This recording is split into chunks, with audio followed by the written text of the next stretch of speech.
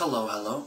The idea that I want to talk about today is that governments and countries don't really exist in reality. They are a product of the morality that we have in popular culture. Like, the thing that inspires all of this is morality. Morality is the beginning of everything, the bottom of the pyramid, the source of it all. And of course, morality and whatever values we hold is just a intellectualization of emotions, and they express emotions pretty much as well as any words can, poorly. So, morality is inherently limited in that it is expressed through words. Morality is inherently limited in that it's an expression of some raw, emotional, visceral, undefinable thing. It's like trying to paint a sound, in a way. So I recognize there will always be little problems with morality, little gray areas, because it is a flawed way of expressing this thing that we share, the thing that we're pursuing ultimately. But still, I think it's very interesting to point out that, countries and government, all of this stuff, it's all a projection. We see the world a certain way, we believe in certain ideals and values, emotional predispositions, and through that, we project government, we project countries, we project these lines in the sand and these systems of democracy and positions of authority and laws and everything. And I'm not saying this to say that we should, tear it all down, destroy everything because it's not real. No, not at all. I'm just saying that, people tend to say that this is the way it is. This is the way countries are, this is the way that laws are, this is the way that government is. We can't change it. And that's crap, that's nonsense. That mentality is the only reason that we can't change it, is because when you say we can't change it, you continue to believe in it. You continue to believe in these values and these ideas, and then you project that back onto society and perpetuate it. You become another part of that. And if you don't believe in it, if you think that something is nonsense, if you think that a particular divide between you and another group of people is bullshit, and you don't believe in that divide, then don't believe in that divide.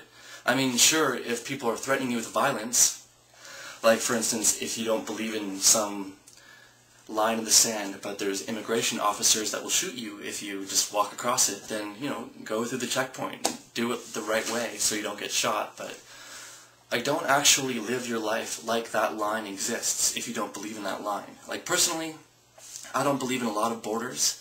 I believe that property is a legitimate concept, but borders around countries aren't anything to do with property. That's just, doesn't make any sense to me, really. Unless you're talking about a border around the country that is your property or something like that, or is the property of you and some community. That would make sense to me in my moral attitude.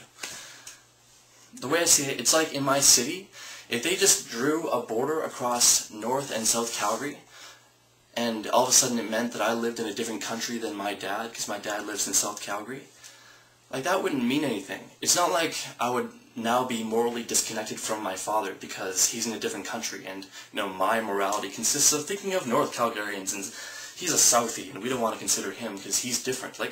It's just so weird and nonsense, this nationalistic mentality. All you do is you cut yourself off from people that you would normally identify with, all of these people outside of your borders, and you generally clump yourself in with people who you don't identify with.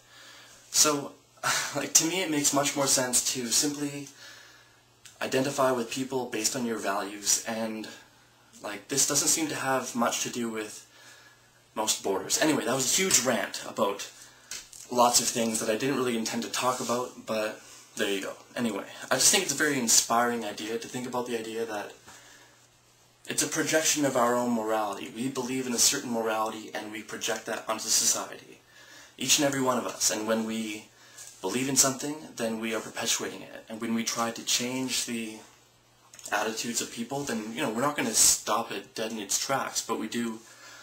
It's never a black and white thing. It's always a shifting, amorphous blob of ideas that's always just changing. So you can always change the cultural momentum in a slightly better direction if you try to take part in the conversation, but, whatever.